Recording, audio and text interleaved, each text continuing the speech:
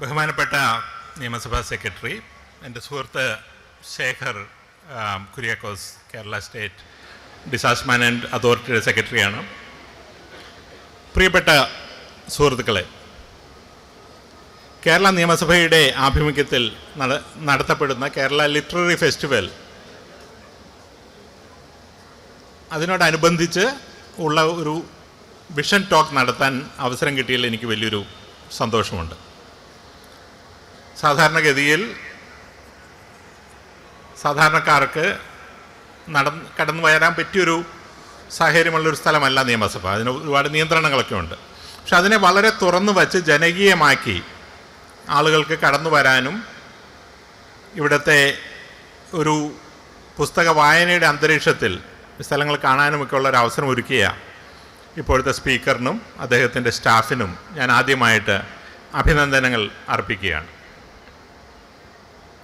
ഞാൻ ഇന്ന് സംസാരിക്കാനായി തിരഞ്ഞെടുത്തിരിക്കുന്ന ടോപ്പിക് നാം തിരഞ്ഞെടുക്കുന്ന ഭാവി എന്നുള്ളതാണ്, അല്ലെങ്കിൽ നാം തിരഞ്ഞെടുക്കുന്നതാണ് ഭാവി എന്നുള്ളതാണ്. എൻ്റെ സുഹൃത്ത് ശ്രീ ശേഖർ ഇവിടെ ഉണ്ട്. ഞങ്ങൾ രണ്ടുപേരും ദുരന്ത നിവാരണ രംഗത്ത് സംസാരിക്കുന്നതായതുകൊണ്ട് ഞങ്ങൾ കുറച്ച് ദുരന്ത നിവാരണത്തെപ്പറ്റി കൂടി സംസാരിച്ചുകൊണ്ട് ഈ സെഷൻ ഞങ്ങൾ കൺക്ലൂഡ് ചെയ്യും. ചോദ്യങ്ങളുണ്ടെങ്കിൽ അത് നമുക്ക് കണ്ടിന്യൂ ചെയ്യാം. നാം തിരഞ്ഞെടുക്കുന്നതാണ് ഭാവി എന്ന് നമ്മൾ പറയുമ്പോൾ, സാധാരണഗതിയിൽ നമ്മൾ ഭാവിയെപ്പറ്റി ചിന്തിക്കുമ്പോൾ നമ്മൾ പറയുന്നത് ഭാവി പ്രവചനാതീതമാണ് എന്നാണ്. ഇതാണ് നമ്മളുടെ ഒരു സാധാരണ ചിന്ത. ഇത് ശരിയുമാണ്. ഇന്ന് വൈകിട്ട് 5 മണിക്ക് ശേഷം എന്ത് സംഭവിക്കും എന്ന് നമുക്ക് പറയാനായിട്ട് സാധിക്കില്ല. ഇന്ന് നമ്മൾ എറണാകുളത്തേക്ക് യാത്ര ചെയ്യുകയാണെങ്കിൽ അതിലൊരു അപകടമുണ്ടാകുമോ എന്ന് നമുക്ക് പറയാനായിട്ട് സാധിക്കില്ല. അടുത്ത നിമിഷത്തിൽ എന്ത് സംഭവിക്കും എന്ന് നമുക്ക് പറയാനായിട്ട് സാധിക്കില്ല. അപ്പോൾ ആ അർത്ഥത്തിൽ ഭാവി പ്രവചനാതീതം തന്നെയാണ്. അപ്പോൾ നമുക്ക് തിരഞ്ഞെടുക്കാൻ പറ്റുന്ന ഒന്നാണോ ഭാവി എന്നുള്ള ചോദ്യം വളരെ സ്വാഭാവികമാണ്. പക്ഷെ വാസ്തവത്തിൽ ഭാവിയുടെ എല്ലാ ആംഗിളുകളും ഒരുപോലെ പ്രവചനാതീതമല്ല. അതുകൊണ്ടാണ് നാം തിരഞ്ഞെടുക്കുന്ന ഭാവി എന്നുള്ള ടോപ്പിക് തുടങ്ങിയത്. ഭാവിയുടെ അനവധി ആംഗിളുകൾ വളരെ പ്രഡിക്റ്റബിളാണ്. ഞാൻ ശേഖർ ഉള്ളതുകൊണ്ട് കാലാവസ്ഥാ വ്യതിയാനത്തെ പറ്റി പറഞ്ഞു തുടങ്ങും. കാലാവസ്ഥാ വ്യതിയാനം എന്നുള്ളത് വളരെ പ്രഡിക്റ്റബിളായിട്ടുള്ളൊരു ഫ്യൂച്ചറാണ്. ലോകത്ത് നാം ഇന്ന് ഒന്നും ചെയ്തില്ലെങ്കിൽ എന്ത് സംഭവിക്കുമെന്നുള്ളത് മാത്തമാറ്റിക്കൽ പ്രിസിഷനോടെ പ്രഡിക്റ്റ് ചെയ്യാൻ പറ്റുന്ന കാര്യമാണ്. 1990-കളിലാണ് കാലാവസ്ഥാ വ്യതിയാനത്തെ പറ്റി ലോകം സംസാരിച്ചു തുടങ്ങിയത്. അന്ന് നമ്മൾ കാലാവസ്ഥാ വ്യതിയാനത്തിനെതിരെ ഒന്നും ചെയ്തില്ലെങ്കിൽ എന്ത് സംഭവിക്കുമെന്ന് അനവധി റിപ്പോർട്ടുകൾ IPCC കൊണ്ടുവന്നിരുന്നു. നിർഭാഗ്യവശാൽ ധാരാളം സമ്മേളനങ്ങൾ നടന്നെങ്കിലും പ്രായോഗികമായി വലിയ കാര്യങ്ങൾ നടന്നില്ല. അന്ന് 1990-കളിൽ 2020 ആകുമ്പോഴേക്കും എന്ത് സംഭവിക്കുമെന്ന് ശാസ്ത്രജ്ഞന്മാർ പറഞ്ഞു. അതെല്ലാം സംഭവിച്ചു കഴിഞ്ഞു. അപ്പോൾ ആ അർത്ഥത്തിൽ വളരെ പ്രഡിക്റ്റബിളായിരുന്ന ഒന്നായിരുന്നു ഭാവി കാലാവസ്ഥാ വ്യതിയാനത്തിൻ്റെ കാര്യത്തിൽ. അതുപോലെ ഇന്ന് 2022-ൽ നമ്മൾ നിൽക്കുമ്പോൾ 2050-ൽ എന്ത് സംഭവിക്കും, 2100-ൽ എന്ത് സംഭവിക്കുമെന്ന് വളരെ കൃത്യമായി ശാസ്ത്രജ്ഞന്മാർ പറയുന്നുണ്ട്. പക്ഷെ അതും നമ്മൾ കേൾക്കുന്നില്ല. കേരളത്തിൻ്റെ ഒരു പ്രത്യേക സാഹചര്യം എടുത്തു കഴിഞ്ഞിട്ടുണ്ടെങ്കിൽ കേരളത്തിൻ്റെ തീരപ്രദേശങ്ങളിൽ ജലനിരപ്പ് ഉയർന്നുകൊണ്ടിരിക്കുകയാണ്. ഈ ജലനിരപ്പ് 2100 ആകുമ്പോഴേക്കും എത്ര എത്തുമെന്നുള്ളതിനെപ്പറ്റി കൃത്യമായിട്ടുള്ള മാത്തമാറ്റിക്കൽ പ്രഡിക്ഷൻ ഇന്ന് കഴിഞ്ഞ 5 വർഷമായി പബ്ലിക് ഡൊമൈനിൽ അവൈലബിൾ ആണ്. അപ്പോൾ ആ അർത്ഥത്തിൽ വളരെ പ്രഡിക്റ്റബിളായ ഒന്നാണ് ഭാവി. ഞാൻ ദുരന്തത്തെ പറ്റി അധികം സംസാരിക്കുന്നില്ല, ശേഖർ സംസാരിക്കും. പക്ഷെ ഞാൻ ഇന്ന് കൂടുതൽ സംസാരിക്കാൻ ഉദ്ദേശിച്ചിരുന്നത് വേറെ വളരെ പ്രഡിക്റ്റബിളായ ഒരു ഭാവിയെ പറ്റിയിട്ടാണ്. അത് നമ്മളുടെ ജനസംഖ്യ രീതിയിലുള്ള ഭാവിയാണ്. Demographic future. ഒരു രാജ്യത്തിൻ്റെ, ഒരു സംസ്ഥാനത്തിൻ്റെ, ഒരു സമൂഹത്തിൻ്റെ ഭാവിയെ പ്രഡിക്റ്റ് ചെയ്യുമ്പോൾ ഏറ്റവും കൂടുതൽ ഉറപ്പായി നമുക്ക് പ്രഡിക്റ്റ് ചെയ്യാൻ പറ്റുന്ന ഒന്നാണ് ഡെമോഗ്രഫി. അതുകൊണ്ടാണ് ഡെമോഗ്രഫി ഈസ് ഡെസ്റ്റിനി എന്ന് പറയുന്നത്. നമ്മുടെ ഇന്നത്തെ ജനസംഖ്യ ജനസംഖ്യയുടെ വളർച്ചയുടെ തോത്, ആ ജനസംഖ്യയെ നമ്മൾ എന്ത് ചെയ്യുന്നു, അവർക്ക് വിദ്യാഭ്യാസം നൽകുന്നു, ആരോഗ്യം നൽകുന്നു, ഇതെല്ലാമാണ് നമ്മളുടെ നാളത്തെ രാഷ്ട്രത്തിൻ്റെ സമൂഹത്തിൻ്റെ ഭാവി നിർണ്ണയിക്കുന്നത്. അങ്ങനെയാണ് ഡെമോഗ്രഫി ഡെസ്റ്റിനി ആകുന്നത്. കേരളത്തിൻ്റെ ഡെമോഗ്രഫിയിൽ വലിയ നാടകീയമായ മാറ്റങ്ങൾ സംഭവിച്ചു കഴിഞ്ഞു. പക്ഷേ ഇത് നമ്മളുടെ പ്ലാനിംഗ് ലെവലിൽ അത്ര വിസിബിൾ അല്ല. കേരളത്തിൽ ജനസംഖ്യ ഇപ്പോഴും കൂടിക്കൊണ്ടിരിക്കുകയാണ്. പക്ഷേ അത് വളരെ വളരെ നോമിനലായിട്ടൊരു അംശമാണ് കൂടുന്നത്. എന്നാൽ പോലും ജനസംഖ്യ കൂടിക്കൊണ്ടിരിക്കുകയാണ്. പക്ഷേ യഥാർത്ഥത്തിൽ നമ്മളുടെ നാട്ടിൽ ഉണ്ടാകുന്ന കുട്ടികളുടെ എണ്ണം എടുത്ത് നോക്കിക്കഴിഞ്ഞിട്ടുണ്ടെങ്കിൽ അതിൽ നാടകീയമായ കുറവാണ് ഉണ്ടായിരിക്കുന്നത്. ഒരു 980 തൊട്ട് 990 വരെ ഒരു വർഷത്തിൽ ഏതാണ്ട് 5 ലക്ഷത്തിന് മുകളിൽ കുട്ടികളുണ്ടായിരുന്ന കേരളത്തിൽ 2021 3 ലക്ഷത്തിന് താഴെ കുട്ടികളാണ് ഉണ്ടായിട്ടുള്ളത്. ഇതൊരു കുഴപ്പമാണെന്ന അർത്ഥത്തിലല്ല പറയുന്നത്, ഒരു യാഥാർത്ഥ്യമാണ് എന്നുള്ള അർത്ഥത്തിലാണ്. അപ്പോൾ ജനസംഖ്യയുടെ വർധനയിൽ ഒരു വർഷത്തിൽ ഏതാണ്ട് 2 ലക്ഷത്തോളം ആളുകളുടെ കുറവ്, പുതിയ കുട്ടികളുടെ ഇതിൽ 2 ലക്ഷത്തോളം കുറവാണ് ഉണ്ടായിരിക്കുന്നത്. അപ്പം അതിന് പല മാനങ്ങളുണ്ട്. നമ്മളുടെ സ്കൂളിംഗ് സംവിധാനത്തിൽ നമുക്ക് ഇപ്പോഴുള്ള 12,000-ഓളം സ്കൂളുകളിൽ അത് എന്ത് പ്രത്യാഘാതങ്ങൾ ഉണ്ടാക്കുന്നു, നമുക്ക് എത്രമാത്രം സ്കൂളുകളുടെ ആവശ്യമുണ്ടോ. അതേസമയം തന്നെ ഇത്രമാത്രം കുട്ടികൾ കുറഞ്ഞിട്ടും നമ്മളുടെ ജനസംഖ്യ കുറയാതിരിക്കുന്നതിന് വേറൊരു കാരണമുണ്ട്. അത് നമ്മളുടെ ലോഞ്ചെവിറ്റി കൂടിയത് കൊണ്ടാണ്. ആളുകൾ കൂടുതൽ കാലം ജീവിക്കുന്നു. അതുകൊണ്ടാണ് ജനനത്തിൽ കുറവുണ്ടായിട്ടും ജനസംഖ്യ കുറയാതിരിക്കുന്നത്. ഈ സ്ഥിതി മാറും. ഈ സ്ഥിതി മാറുന്നതും മാത്തമാറ്റിക്കലി പ്രഡിക്റ്റബിൾ ആയിട്ടുള്ളൊരു കാര്യമാണ്. എൻ്റെ സുഹൃത്ത് ഡോക്ടർ രത്നകുമാർ എന്ന് പറയുന്ന ഒരു പോപ്പുലേഷൻ സയൻറ്റിസ്റ്റ്, അദ്ദേഹത്തിൻ്റെ പ്രഡിക്ഷൻ പ്രകാരം 2037 ആകുന്നതോടെ കേരളത്തിൽ കൂടുതൽ ആളുകൾ മരിക്കുകയും അതിൽ കുറച്ച് ആളുകൾ ഉണ്ടാവുകയും ചെയ്യും. അപ്പോൾ അന്നാണ് കേരളത്തിൻ്റെ പോപ്പുലേഷൻ താഴേക്ക് വന്ന് തുടങ്ങാൻ പോകുന്നത്. അപ്പോൾ ഈ ഒരു ഡെമോഗ്രാഫിക് ഡെസ്റ്റിനി ഇതൊരു റിയാലിറ്റിയാണ്. ഈ റിയാലിറ്റിയോട് ചേർത്താണ് നമ്മളുടെ പോപ്പുലേഷനിൽ ഇന്നുണ്ടായിക്കൊണ്ടിരിക്കുന്ന വ്യാപകമായ പാശ്ചാത്യ രാജ്യങ്ങളിലേക്കുള്ള വിദ്യാർത്ഥികളുടെ കുടിയേറ്റം കാണേണ്ടത്. 2019 40,000 കുട്ടികളാണ് വിദേശത്ത് പോയത്. 2020-ലും 2021-ലും കോവിഡ് കാരണം അത് കുറഞ്ഞു. ഈ വർഷത്തെ കണക്കുകൾ വന്നിട്ടില്ല, പക്ഷേ ഏതാണ്ട് 50,000-ഓളം ആയി എന്നാണ് വായിച്ചത്. കാരണം ഓവർ ഇന്ത്യയിൽ ആ എണ്ണം ഏറ്റവും റെക്കോർഡ് ഹൈയിൽ നിൽക്കുകയാണ്. കേരളത്തിലെ നമ്പറുകൾ വരുന്നതേ ഉള്ളൂ. ആ ഒരു സാഹചര്യം 40,000-ഓളം കുട്ടികൾ പോകുന്നു. അത് 40% വെച്ച് ഓരോ വർഷവും കൂടുന്നു. 2016 തൊട്ട് 2019 വരെയുള്ള കണക്കുകളനുസരിച്ച് 40% കൂടുന്നത്. അങ്ങനെ കൂടുകയാണെങ്കിൽ ഒരു വർഷത്തിൽ 100,000 ആളുകൾ, ചെറുപ്പക്കാർ വെസ്റ്റേൺ രാജ്യങ്ങളിലേക്ക് പോകുന്നു. ഈ പോകുന്ന ആളുകൾ തിരിച്ചു വരാൻ പോകുന്നല്ല. പഴയ കേരളത്തിലെ കുടിയേറ്റം ഗൾഫിലേക്കെല്ലാം 30 വർഷങ്ങളായിട്ടുണ്ടെങ്കിൽ പോലും അത് പോലെയുള്ള കുടിയേറ്റമല്ല. ആ പോയ ആളുകളെല്ലാം തിരിച്ചു വരുന്നതാണ്. പക്ഷേ ഈ 100,000 ആളുകൾ കൂടി പോകുന്നൊരു സാഹചര്യം ഉണ്ടാകുന്നു. അത് ജനസംഖ്യയിൽ വീണ്ടും കുറവുണ്ടാക്കുന്നു. അപ്പോൾ സ്കൂളുകളിൽ ആളുകളില്ലാതാകുന്നു, കോളേജുകളിൽ ആളുകളില്ലാതാകുന്നു, വീടുകളിൽ ആളുകളില്ലാതാകുന്നു. അതൊരു വശം. അത് എന്ത് ഭാവിയാണ് ഉണ്ടാക്കുന്നത്? ആ ഭാവിയെ നമ്മൾ എങ്ങനെയാണ് തിരഞ്ഞെടുക്കുന്നത്? ആ ഭാവിക്ക് വേണ്ടി എങ്ങനെയാണ് നമ്മൾ തയ്യാറെടുക്കേണ്ടത്? ഇതാണ് ഒരു ആംഗിൾ. രണ്ടാമത്തെ ആംഗിൾ എന്ന് പറയുന്നത് ആളുകൾ കൂടുതൽ കാലം ജീവിക്കുന്നു. നമ്മളുടെ ശരാശരി ലോഞ്ചവിറ്റി എന്ന് പറയുന്നത് ഇന്ത്യയിലെ നമ്പർ 1 77 വയസ്സാണ് ശരാശരി സ്ത്രീകളുടെ കേരളത്തിലെ ലൈഫ് എക്സ്പെക്റ്റൻസി. ആണുങ്ങളുടെ 2 വയസ്സ് കുറവാണെന്ന് തോന്നുന്നു. അപ്പോൾ 70-നും 60-നും 70-നും 80-നും മുകളിൽ ജീവിക്കുന്ന ആളുകളുടെ എണ്ണം കൂടുന്നു.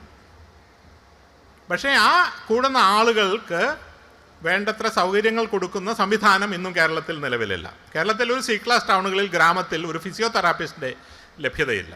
കേരളത്തിലെ മൊത്തം മെഡിക്കൽ കോളേജുകളിലെ സ്പെഷ്യാലിറ്റി എടുത്തു നോക്കിക്കഴിഞ്ഞാൽ ഇന്നും പീഡിയാട്രിക്സ് ആണ് കൂടുതൽ, ജെറിയാട്രിക്സ് അല്ല. അത് മാറേണ്ട ഒരു കാലമായില്ലേ? കേരളത്തിലെ നഴ്സറി സ്കൂളുകളേക്കായി കൂടുതൽ ഓൾഡ് ഏജ് ഹോമുകളും റിട്ടയർമെൻറ്റ് ഹോമുകളും ഉണ്ടാവേണ്ട ഒരു കാലമായി. അതുണ്ടായി തുടങ്ങിയിട്ടില്ല.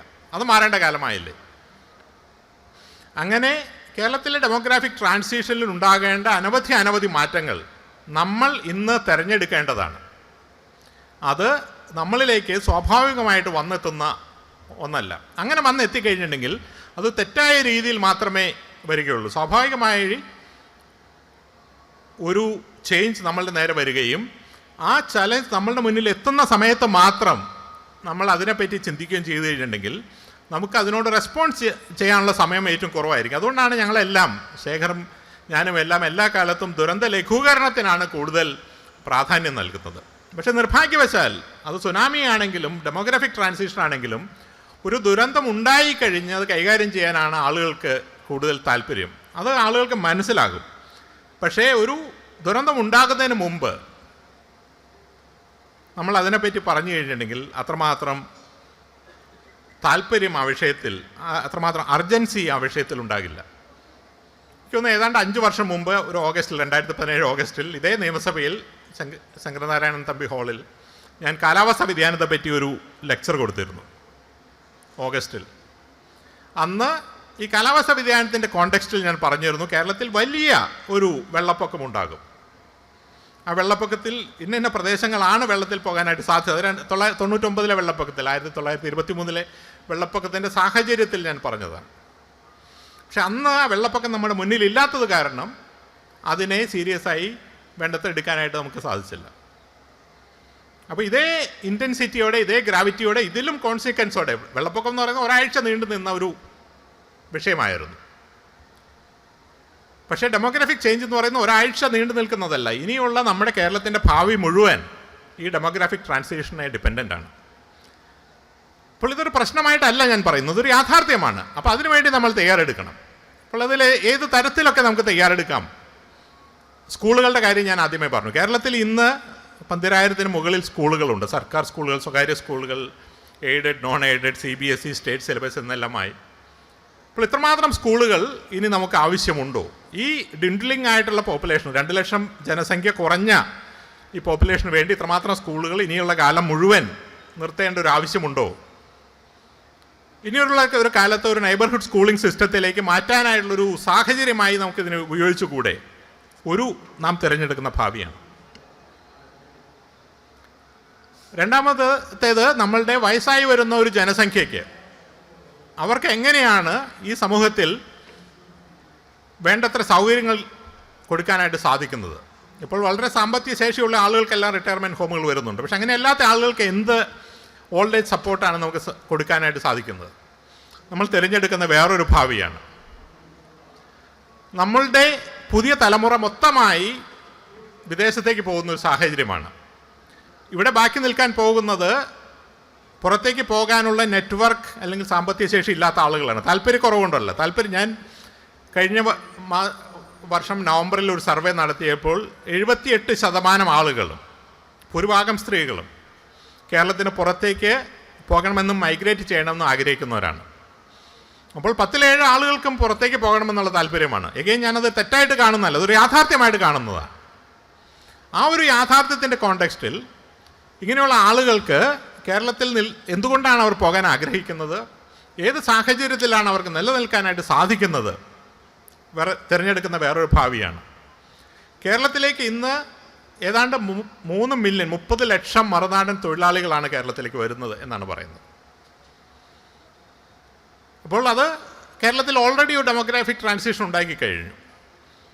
പക്ഷേ കേരളത്തിൽ ഇന്ത്യയിലെ മറ്റു ഭാഗങ്ങളിൽ നിന്ന് മാത്രമല്ല, ലോകത്തെ എല്ലാ ഭാഗത്തു നിന്നും ഏറ്റവും വിദ്യാസമ്പന്നരായ ആളുകൾ തിരിച്ച് കേരളത്തിലേക്ക് വരുന്നൊരു സാഹചര്യം കേരളത്തിലെ ഡ്വിൻഡ്ലിംഗ് പോപ്പുലേഷൻ്റെ സാഹചര്യത്തിൽ നമുക്ക് ഉണ്ടാക്കാനായിട്ട് സാധിക്കുമോ? നമ്മൾ തിരഞ്ഞെടുക്കുന്ന വേറൊരു ഭാവിയാണ്. ഇത് കേരളത്തിൻ്റെ മാത്രം കാര്യമല്ല. കേരളത്തിലെ ടോട്ടൽ ഫെർട്ടിലിറ്റി റേറ്റ് എന്ന് പറയുന്നത് റീപ്ലേസ്മെൻറ്റ് ലെവലായ 2.1-ന്റെ താഴെയായിട്ട് ഏതാണ്ട് 20 വർഷമായി. ഇതേ സാഹചര്യമാണ് പല യൂറോപ്യൻ രാജ്യങ്ങളിലും ഉള്ളത്. ഗ്രീസിൽ റീപ്ലേസ്മെൻറ്റ് റേഷ്യോ 1.2 ആണ്, ജപ്പാനിൽ 1.4 ആണ്. അപ്പോൾ ഈ രാജ്യങ്ങളെല്ലാം ഇന്ന് മറ്റുള്ള രാജ്യങ്ങളിൽ നിന്നും ക്വാളിറ്റി മൈഗ്രൻസിനെ ആകർഷിക്കാനുള്ള ശ്രമമാണ്. Germany, UK. എങ്ങനെയാണ് നമുക്ക് ആ തരത്തിൽ ലോകത്തിലെ ബെസ്റ്റ് ടാലൻറ്റിനെ ആകർഷിക്കാനുള്ള സാഹചര്യം ഉണ്ടാക്കാൻ പറ്റുന്നത് നാം തിരഞ്ഞെടുക്കുന്ന മറ്റൊരു ഭാവിയാണ്. ഒരു കാര്യം കൂടി പറഞ്ഞ് ഞാൻ നിർത്താം. അസംബ്ലി ആയതുകൊണ്ട് പറയുകയാണ്. നാം തിരഞ്ഞെടുക്കുന്ന ഭാവി എന്നുള്ളത് നാം തിരഞ്ഞെടുക്കുന്ന ആളുകളെ അപേക്ഷിച്ചിരിക്കും. നമ്മളുടെ നേതൃത്വം, ഏത് നേതൃത്വമാണ് നമുക്കുള്ളത്, ആ നേതൃത്വമാണ് ഒരു പരിധിവരെ നമ്മളുടെ ഭാവിയെ തീരുമാനിക്കുന്നത്. ഞാൻ ലോകത്തെ അനവധി രാജ്യങ്ങളിൽ യാത്ര ചെയ്യുകയും ഓരോ കാര്യങ്ങൾ ചെയ്യുകയും അവിടുത്തെ രാഷ്ട്രീയ സാഹചര്യങ്ങൾ നിരീക്ഷിക്കുകയും ചെയ്യുന്ന ആളാണ്. അപ്പോൾ അവിടെ എല്ലാം കാണുന്നത്, നമ്മളൊരു നല്ല നേതൃത്വത്തെ തിരഞ്ഞെടുത്താൽ ഒരു തലമുറയുടെ ഭാവി അവർ മാറ്റിമറിക്കും. നമ്മൾ മോശമായൊരു നേതൃത്വത്തെ തിരഞ്ഞെടുത്താൽ ഒരു തലമുറയെ അവർ പിന്നോട്ടടിക്കും. ഇത് പല സ്ഥലത്തും കണ്ടിട്ടുള്ളതാണ്. നമ്മൾ ഇതുവരെ പുരോഗതി പ്രാപിച്ചുകൊണ്ടിരുന്ന സമൂഹം എന്നുള്ളത് ഇനിയുള്ള കാലത്ത് അത് പുരോഗതിയിലേക്ക് നീങ്ങുമെന്നുള്ളതിൻ്റെ ഒരു ഗ്യാരണ്ടി ഒന്നുമില്ല. നമ്മുടെ മുന്നിലുള്ള പല സ്ഥലങ്ങളും ഇന്ന് നമ്മുടെ പിന്നിലേക്ക് പോയിട്ടുണ്ട്. നമ്മുടെ പിന്നിലുള്ള പല സ്ഥലങ്ങളും നമ്മുടെ മുന്നിലേക്ക് പോയിട്ടുണ്ട്. അപ്പോൾ ഇന്ന് നമ്മൾ തിരഞ്ഞെടുക്കുന്ന ഭാവി, ആ തിരഞ്ഞെടുക്കുന്ന നേതൃത്വം, ഇതെല്ലാമാണ് നമ്മുടെ നാളത്തെ ഭാവിയെ നിശ്ചയിക്കുന്നത്. അപ്പോൾ ആ ഭാവിയെ നമ്മൾ തിരഞ്ഞെടുക്കുമ്പോൾ, ഏതൊരു തിരഞ്ഞെടുപ്പ് വരുമ്പോഴും, അത് ഡെമോഗ്രാഫിക് ചേഞ്ച് ആണെങ്കിലും ഡിസാസ്റ്റർ ആണെങ്കിലും ക്ലൈമറ്റ് ചേഞ്ച് ആണെങ്കിലും ഡെമോക്രസി ആണെങ്കിലും, അതിനെ സീരിയസ് ആയിട്ട് കണ്ടില്ലെങ്കിൽ നമ്മൾ തിരഞ്ഞെടുക്കാത്ത ഭാവി നമ്മളുടെ നേരെ വരും. ആ വരുന്ന ഭാവി നമുക്ക് ഇഷ്ടമുള്ള ഭാവി ആയിരിക്കില്ല, പക്ഷെ നമുക്ക് ഇഷ്ടമുള്ള ഭാവി തിരഞ്ഞെടുക്കാനുള്ള അവസരമുണ്ട്. ആ അവസരം നമ്മൾ ഉപയോഗിച്ചില്ല എന്നുള്ളതാണ്. ഈ ഒരു സാഹചര്യം ഉണ്ടാവാതിരിക്കുക എന്നുള്ളതാണ് പ്രധാനം. അതിനുവേണ്ടിയുള്ള ചർച്ചകൾ നടക്കട്ടെ എന്ന് ആശംസിച്ചുകൊണ്ട് വൈകുന്നേരം നിങ്ങളെ കാണാനുള്ള അവസരം കിട്ടിയുള്ള സന്തോഷം പ്രകടിപ്പിച്ചുകൊണ്ട് നിർത്തുന്നു. Thank you.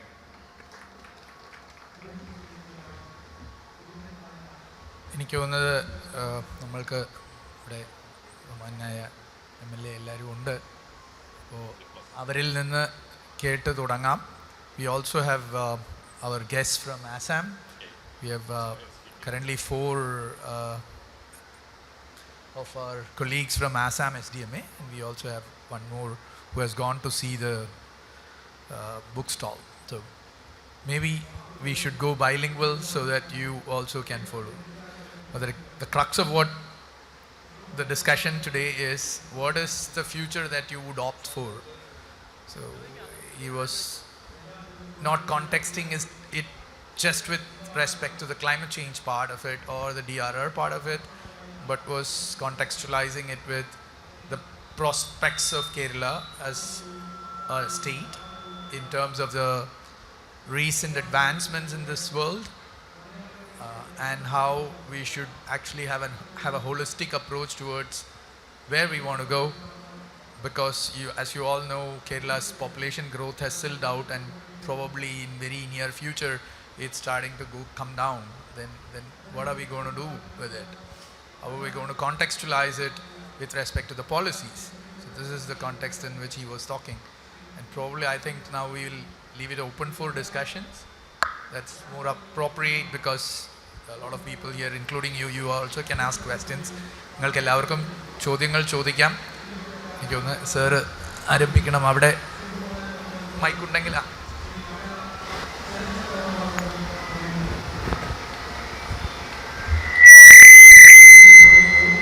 ഇവിടെ ഞാൻ ജയരാജൻ കാഞ്ഞിരപ്പള്ളി MLA ആണ് സംസാരിച്ചിട്ടുണ്ട്.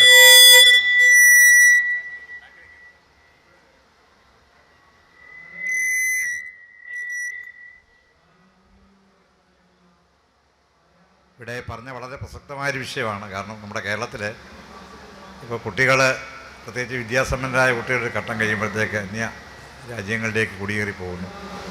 അവരുടെ വിദ്യാഭ്യാസവും ജോലിയും തേടിയാണ് പോകുന്നത്. പക്ഷെ അതോടൊപ്പം തന്നെ അവരെ സംബന്ധിച്ചിടത്തോളം നമ്മുടെ നേരത്തെ ഉണ്ടായിരുന്ന ഒരു പ്രവാസി ജീവിതത്തിനപ്പുറത്തേക്ക് ആ മൈഗ്രേഷൻ യഥാർത്ഥത്തിൽ അവിടെ കൊണ്ട് അവസാനിക്കുകയാണ്. ഇതിനകത്ത് പ്രധാനമായിട്ടുള്ളൊരു വിഷയം ഞാൻ മനസ്സിലാക്കുന്നിടത്തോളം, ഈ വിദ്യാഭ്യാസത്തിനകത്ത് നമ്മുടെ ആവശ്യമായിട്ടുള്ള ഡിമാൻഡ് അനുസരിച്ച് യഥാർത്ഥത്തിലുള്ള ഓപ്പർച്യൂണിറ്റീസ് കിട്ടുന്നില്ല എന്നുള്ളതാണ് ഇത് വളരെ പ്രധാനപ്പെട്ട കാര്യം. അപ്പോൾ അതിന് യഥാർത്ഥത്തിൽ ഉന്നത വിദ്യാഭ്യാസ രംഗത്ത് കാലികമായ മാറ്റങ്ങൾ വരുത്തിക്കൊണ്ടും അതോടൊപ്പം തന്നെ അത്തരം സാധ്യതകളുണ്ടെങ്കിൽ അവർക്ക് ഇവിടെ തന്നെ തുടരാൻ വരുന്ന ഒരു സാഹചര്യം നമ്മളിപ്പോൾ വളരെ നേരത്തെ തന്നെ പ്ലാൻ ചെയ്തില്ല എങ്കിൽ ഈ പറഞ്ഞതുപോലെ നമ്മുടെ വലിയ ഒരു യൂത്തിനെ നമുക്ക് ഇവിടെ നിന്ന് നഷ്ടമാകും എന്നുള്ളൊരു ആശങ്ക വളരെ പ്രധാനമായിട്ടും പലരും പങ്കുവെക്കുന്നു. പക്ഷേ ഈ കാര്യത്തിൽ വിദ്യാഭ്യാസ മേഖലയുമായി ബന്ധപ്പെട്ട് ഞാൻ അധ്യാപകനായി പ്രവർത്തിച്ചിരുന്ന ആൾ കൂടിയാണ്. വിദ്യാഭ്യാസ മേഖലയിൽ എന്ത് കാലികമായ മാറ്റങ്ങൾ ഈ കാര്യത്തിൽ ഉണ്ടാക്കിയെടുക്കാൻ കഴിഞ്ഞാൽ ഒരുപക്ഷെ നമുക്ക് ഈ മൈഗ്രേഷനെ നമുക്ക് ഒന്ന് ഒഴിവാക്കി കിട്ടാനോ അല്ലെങ്കിൽ അല്പമെങ്കിലും മാറ്റം ഉണ്ടാക്കാനോ കഴിയുമെന്നുള്ളതാണ് അങ്ങയുടെ അഭിപ്രായം. Thank you. Before I answer, I want to apologize to my guest from Assam. Obviously there's a large crowd of people who are following Malayalam. That's why I was speaking in Malayalam. But Shekhar has given you a gist of whatever I said, and I'm very happy to hear from you. Sir പറഞ്ഞത് വളരെ relevant ആയിട്ടുള്ളൊരു ഒബ്സർവേഷനാണ്. ഇപ്പോൾ കോളേജുകളിലെല്ലാം already അത് manifest ചെയ്ത് കഴിഞ്ഞു. പണ്ട് സ്കൂളുകൾ പൂട്ടുന്നത് പോലെ ഇനി ഒരു 2 വർഷത്തിനകം കോളേജുകൾ പൂട്ടുന്ന ഒരു സാഹചര്യം കേരളത്തിലുണ്ടാകും. പക്ഷേ ഇതിൻ്റെ സൊല്യൂഷൻ ഹയർ എഡ്യൂക്കേഷനിൽ മാത്രം നിൽക്കുന്നതല്ല. ഈ കുട്ടികൾ സീക്ക് ചെയ്യുന്നത് ബെറ്റർ എഡ്യൂക്കേഷൻ അല്ല. അത് സീക്ക് ചെയ്യുന്ന ചെറിയൊരു പെർസെൻറ്റേജ് ഉണ്ട്. പ്രോബ്ലി 40,000 പേര് പോകുന്നതിൽ 4,000 ആളുകൾ ഒരു ടോപ്പ് 500 യൂണിവേഴ്സിറ്റിയിൽ എഡ്യൂക്കേഷൻ സീക്ക് ചെയ്യുന്ന ആളുകളുണ്ട്. മറ്റുള്ള 90% സീക്ക് ചെയ്യുന്നത് പാശ്ചാത്യ രാജ്യങ്ങളിലെ ഇപ്പോൾ അവൈലബിൾ ആയിട്ടുള്ള employment opportunity, social security, societal respect, ആ റെസ്പെക്റ്റ് ഓൺ ദിസ് സൈഡ്. അതായത് നമ്മളുടെ കുട്ടികളെ സംബന്ധിച്ചിടത്തോളം ഇപ്പോൾ അവർ വിജയിച്ചു എന്ന് സമൂഹം അംഗീകരിക്കുന്നത് അവർ വെസ്റ്റിലേക്ക് പോകുമ്പോഴാണ്. കേരളത്തിലെ എക്കോണമി, കേരളത്തിലെ വിദ്യാഭ്യാസത്തിനനുസരിച്ച് ട്രാൻസിറ്റ് ചെയ്തില്ല എന്നുള്ളതാണ് അവിടുത്തെ കുഴപ്പം. അപ്പം അതിൻ്റെ കോൺസിക്വൻസ് എന്താണെന്ന് പറഞ്ഞിട്ടുണ്ടെങ്കിൽ, if you have graduated in engineering in almost any topic, you have essentially graduated yourself out of the Kerala employment market. ഒരു മെഡിസിൻ ഒഴിച്ച് മറ്റുള്ള ഒരു വിഷയത്തിലും, അല്ലെങ്കിൽ ഇപ്പം ഞാൻ രാവിലെ ടെക്നോ പാർക്കിൽ സംസാരിക്കുകയായിരുന്നു, ടെക്നോ പാർക്കിൽ ജോലി ചെയ്യുന്ന ഒരു ചെറിയൊരു മൈനോറിറ്റി ഒഴിച്ച് കഴിഞ്ഞിട്ടുണ്ടെങ്കിൽ മെജോറിറ്റി ആളുകൾ ഒരു post graduate in environmental engineering എന്ന് പറഞ്ഞാൽ, ഒരു post graduate in electrical engineering, there is no job for them. Number 1. Number 2, ഒരു സപ്ലൈ ഡിമാൻഡ് പ്രശ്നമുണ്ട്. So as a consequence, somebody who study 4-year engineering and graduate cannot get a job worth 10,000 rupees a month. Civil engineer എത്ര പേര് വേണമെങ്കിലും 10,000 രൂപയ്ക്ക് ഒരു ജോലി കിട്ടാനില്ല. പക്ഷേ somebody who is totally illiterate, has no skills but willing to do any job associated with civil engineering can get 1,200 rupees daily. അപ്പോൾ സാധാരണഗതിയിൽ ഈ ലോകത്തെ എല്ലാ ആളുകൾ ഉന്നത വിദ്യാഭ്യാസം സീക്ക് ചെയ്യുന്നത്, if you have a graduation, അമേരിക്കയിൽ if you have a graduation, your lifetime increase in earning will be about $1 million എന്നാണ് അവരുടെ കണക്ക്. അതുകൊണ്ടാണ് ആളുകൾ ഹയർ എഡ്യൂക്കേഷൻ സീക്ക് ചെയ്യുന്നത്. ഇവിടെ എക്കണോമിക് ആയിട്ട് ആലോചിച്ച് കഴിഞ്ഞിട്ടുണ്ടെങ്കിൽ higher education is net negative. So there is no incentive. So by fixing education we cannot stem the flow. So you have to do 2 things concurrently. Number 1, we have to upgrade our economy to a digital economy. For example, it's not that we have shortage of jobs. We have 3 million migrants working in Kerala. So clearly there are jobs.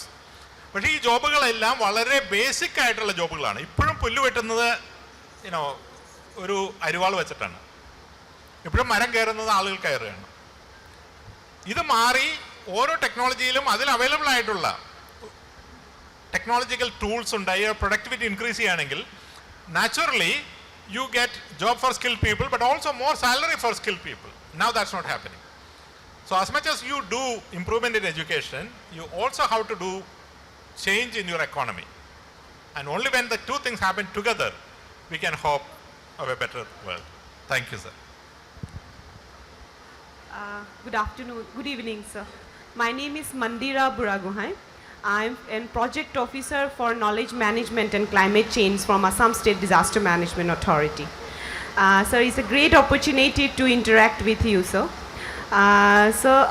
We came here to explore the Kerala State Disaster Management Authority, how they are doing, and so that we can also replicate in Assam to improvise or to mainstream disaster risk reductions, gender and climate change in our state. It's a very great opportunity to be here with my team. Thank you, sir.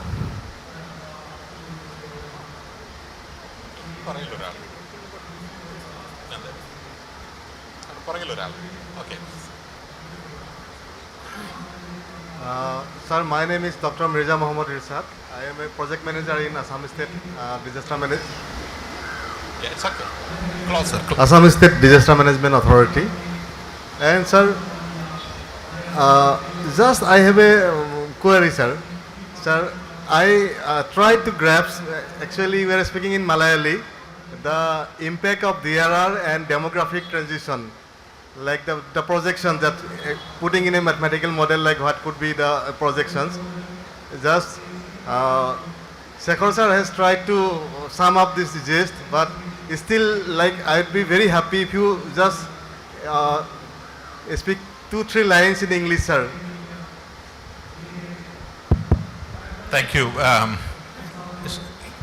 So I was saying that experts like yourself, Shekhar, myself, we can predict disasters and climate change with very precise mathematical certainty. For example, you would know about flooding in Assam. You know how frequent it will come. You know which areas will be impacted. Even when you know it, you try to communicate with the people, they are not probably willing to listen to that recommendation on planning. And this is happening across the world. And then a disaster happens. At that point of time, you say, oh my God, this is a natural disaster, nobody knew, and we should have known. Tragedy happened, thousands of people die, billions of dollars lost. So this is disasters, and this also climate change. In 1990, we already knew everything which is happening now in climate change was already predicted in IPCC report 1. But we didn't listen, now we are having the consequence. What at least we should think now is that stop debating about science. What scientists are telling in 2020 is going to happen in 2050. So we better act now. Likewise, demography is also something very predictable. That Kerala will have much less people in 2030. Kerala will have much less people in future, and in 2037, maybe 2035 to maybe 2039, the population of Kerala is going to come down is a mathematical certainty. Because already less number of kids are being born in Kerala now. Compared to 1980 where we had 600,000 kids, now it's less than 300,000 kids. So that has an impact on the number of schools you need. But also people are living longer, therefore you have an impact on the number of old age homes, etc. you need. So I was juxtapositioning the two, saying there is such a mathematical certainty of this thing happen, still the planning is not catching up. That is the point I was making. Thank you. നമസ്കാരം, എൻ്റെ പേര് ജോഷി എന്നാണ്. സാറിവിടെ സംസാരിച്ചപ്പം പറഞ്ഞിരുന്നു നമുക്ക് ഒരു വർഷം 50,000 പേരോളം വിദേശത്തേക്ക് പോകുന്നുവെന്ന്. 2 ലക്ഷത്തോളം ന്യൂ പോപ്പുലേഷൻ പുതിയ ബർത്ത് ഉണ്ടാകുന്നില്ല. അപ്പോൾ 2.5 ലക്ഷത്തോളം പേര് ഒരു 10 വർഷം എടുത്തു കഴിഞ്ഞാൽ 25 ലക്ഷം പേരോളം നമ്മുടെ പോപ്പുലേഷനിൽ കുറവ് വരും. ഒരു അപ്രോക്സിമേറ്റ് 10%.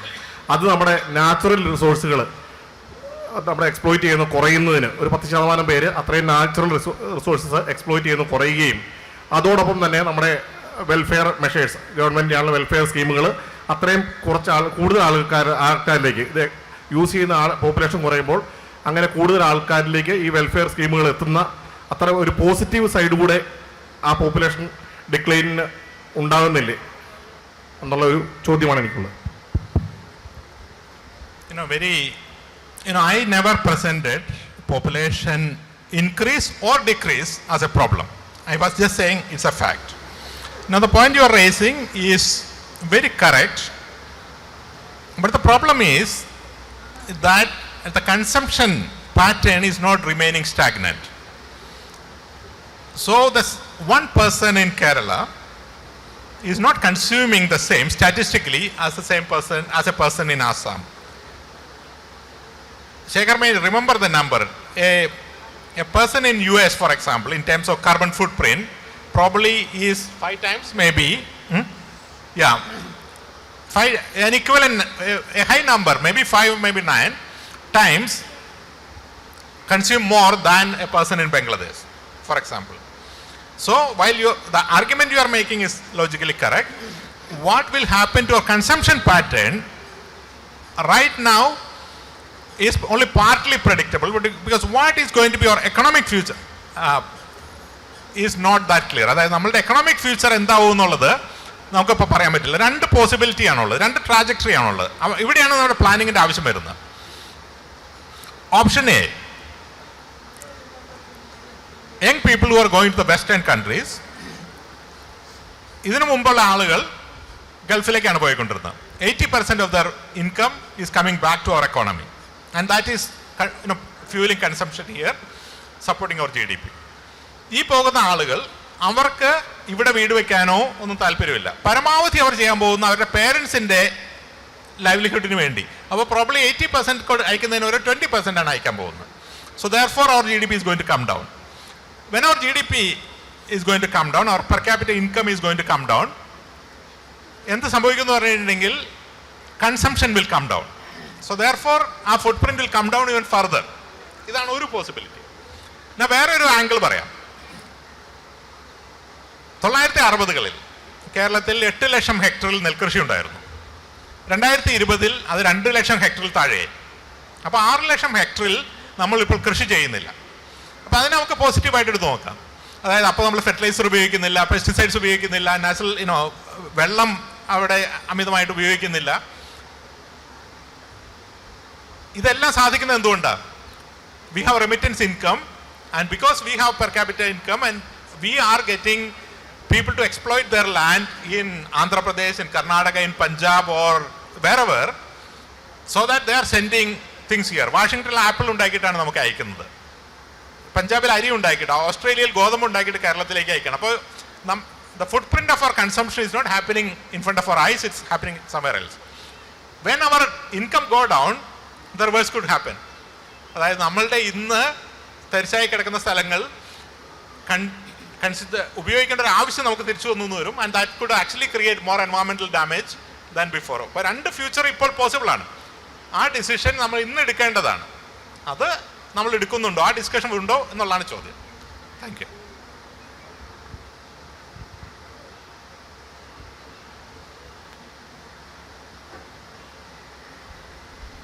സർ, ഞാൻ സുരേഷ് കുമാർ.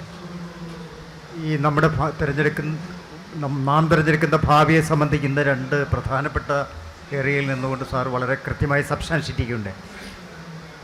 അതിനോട് ചേർത്ത് വായിക്കേണ്ട ചില കാര്യങ്ങളില്ലേ എന്നുള്ളൊരു സംശയമാണ് ഞാൻ ഉന്നയിക്കുന്നത്. അതായത് ഒരു കോൺസ്റ്റിറ്റ്യൂഷണൽ പ്രൊപ്രൈറ്റിയിൽ ഒരു വെൽഫെയർ സ്റ്റേറ്റ് എന്നുള്ള രൂപത്തിൽ നമ്മുടെ നാട്ടിലെ എല്ലാവർക്കും സ്വസ്ഥമായി സമാധാനമായി ജീവിക്കുക എന്ന് പറയുന്നവരുടെ റൈറ്റാണ്. അതിനാവശ്യമായ വെള്ളം, വായു, ഹാപ്പിനെസ്, നമ്മുടെ ഭൂട്ടാനിലൊക്കെ പറയുന്ന ഗ്രോസ് നാഷണൽ ഹാപ്പിനെസ്, അത്തരത്തിലുള്ള നമ്മളൊരു ടർബുലൻ്റ് ആയിട്ടുള്ളൊരു അന്തരീക്ഷത്തിലാണ്. മെൻ്റൽ ഹെൽത്ത് 35% അഡോളസൻ കുട്ടികളും ഹൈ ബി പി ഉള്ളവരാണെന്ന് നാഷണൽ സർവേ സൂചിപ്പിക്കുന്നു. അപ്പോൾ അത്തരത്തിൽ നമ്മുടെ ഒരു വെൽഫെയർ സ്റ്റേറ്റ് ആളുകളുടെ സ്വസ്ഥമായ ജീവിതം, സമാധാനം തുടങ്ങിയവ കോൺസ്റ്റിറ്റ്യൂഷൻ പ്രൊവൈഡ് ചെയ്യുന്ന അല്ലെങ്കിൽ എൻവിസേജ് ചെയ്യുന്ന അനുസരിച്ച് നമ്മുടെ ഭാവിയും നമ്മുടെ ഭാവിയുടെ സങ്കല്പങ്ങളും റിഹാബിലിറ്റേറ്ററി എന്നുള്ള നിലയിൽ നിന്ന് വ്യത്യസ്തമായി ഹ്യൂമൻ ഡിഗ്നിറ്റിയിൽ ആസ്പദമാക്കിയുള്ള ഒരു ഭാവിയിലേക്ക് നമ്മൾ ആലോചിക്കുകയും ഇടപെടുകയും ചെയ്യേണ്ട സമയം വൈകിയില്ലേ? It's quite a philosophical question. Many philosophers believe. The question was about whether we should move to a domain of human dignity vis-a-vis one of consumption, approximately speaking. ധാരാളം എക്കോണമിസ്റ്റ് ഫിലോസഫേഴ്സ് ചിന്തിക്കുന്നത് നമ്മൾ 4ാം വ്യവസായ വിപ്ലവത്തിൻ്റെ ഒരു തുടക്കത്തിലാണ്. ചില ആളുകൾ 5ാം വ്യവസായ വിപ്ലവം എന്നൊക്കെ പറയുന്നുണ്ട്. പക്ഷെ പൊതുവെ പറഞ്ഞാൽ 4ാം വ്യവസായ വിപ്ലവത്തിനാണ് ആളുകൾ കൂടുതൽ സമ്മതിക്കുന്നത്. അവിടെ സംഭവിക്കുന്നത് ഹ്യൂമൻ ലേബറിനെ മാറ്റി ഓട്ടോമേഷൻ വ്യാപകമായി വരികയാണ്, നിർമ്മിത ബുദ്ധി വ്യാപകമായി വരികയാണ്.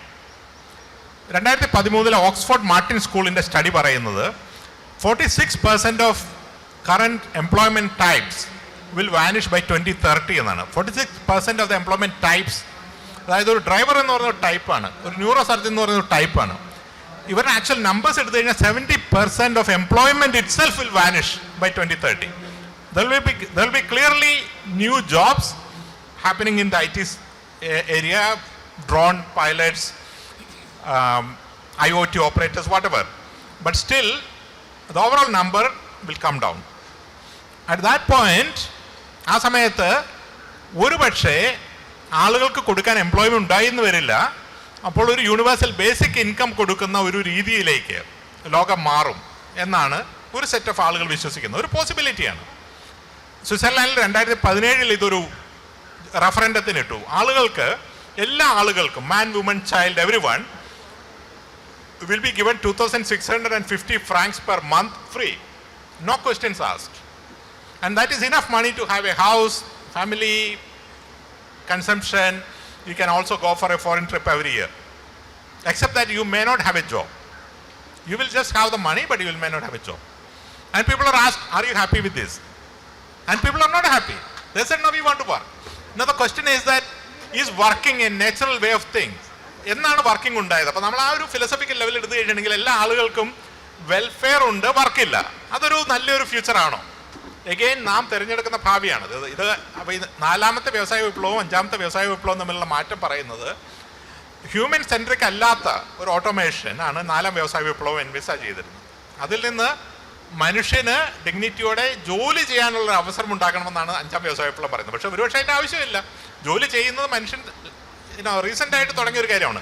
2,50,000 വർഷത്തെ ഹ്യൂമൻ ട്രാജക്ടറി എടുത്തു കഴിഞ്ഞിട്ടുണ്ടെങ്കിൽ human started working only in the last 20,000 years. Wheat എല്ലാം ഡൊമസ്റ്റിക്കേറ്റ് ചെയ്തതിന് ശേഷമാണ് മനുഷ്യനെ കൊണ്ട് തൊഴിലെടുപ്പിച്ചു തുടങ്ങിയത്. അതുവരെ നമുക്ക് ആവശ്യമുള്ള കാര്യങ്ങൾ നമ്മൾ പിടിച്ചുകൊണ്ട് വരുന്നേ ഉള്ളൂ.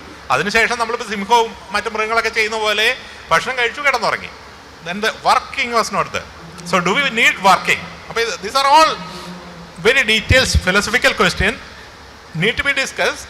And the future will be what we choose. Thank you. Sir, ഒരു ക്വസ്റ്റ്യൻ കൂടെ, ലാസ്റ്റ് ക്വസ്റ്റ്യൻ ആണ്. സാർ, എൻ്റെ പേര് നെൽസൺ. സാറ് ഒരുപാടടുത്ത് ഇപ്പം ഡിജിറ്റൽ എക്കണോമിയെക്കുറിച്ച് പറഞ്ഞു, അതേപോലെ തന്നെ മാറുന്ന എഡ്യൂക്കേഷൻ സിസ്റ്റത്തെക്കുറിച്ച് പറഞ്ഞു, അതേപോലെ തന്നെ ഇപ്പം ഡിജിറ്റൽ ട്രാൻസ്ഫോർമേഷൻ, അതേപോലെ തന്നെ 4th ഇൻഡസ്ട്രിയൽ റവല്യൂഷൻ, ഇങ്ങനെ ഒരു കാലഘട്ടം. ഈ ഒരു മാറുന്ന കാലഘട്ടത്തിൽ ഒരു കണ്ടിന്യൂസ് ലേണിംഗ് ഇതിനെക്കുറിച്ചും സാർ ഒരുപാടടുത്ത് പറഞ്ഞു കേട്ടിട്ടുണ്ട്. അപ്പോൾ അതിൻ്റെ ഒരു പ്രാധാന്യത്തെക്കുറിച്ചും കൂടി സാറിന് നേരിട്ട് കേൾക്കാനൊരു ആഗ്രഹമുണ്ട്. Thank you.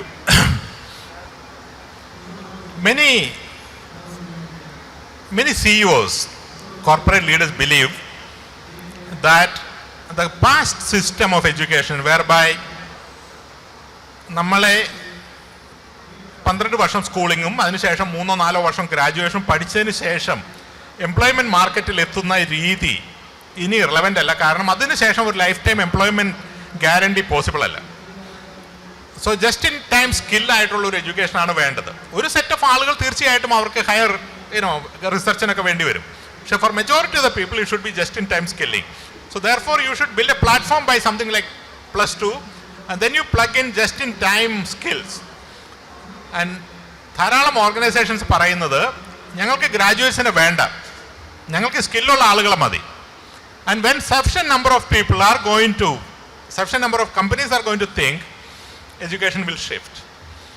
The new education policy is actually built with a foundation like that you actually don't need to be in the university to get a degree. You can go in and out of the university. You can build a graduation in 7 years. You can have a national academic bank of credit. You can come back to university when you are 35, 45, 55. I think that world is going to be like that. അതാണ് ഭാവി എന്ന് പറയുന്നത്. Retirement ഇല്ലാത്ത life time learning ഉള്ള ഒരു സ്കില്ലിൽ തുടങ്ങി ഒരു പ്രൊഫഷനിൽ തുടങ്ങി ആ പ്രൊഫഷനിൽ അവസാനിക്കാത്ത ഒരു education continuum, work life continuum ആകുമെന്നാണ് ഞാൻ വിശ്വസിക്കുന്നത്. Thank U.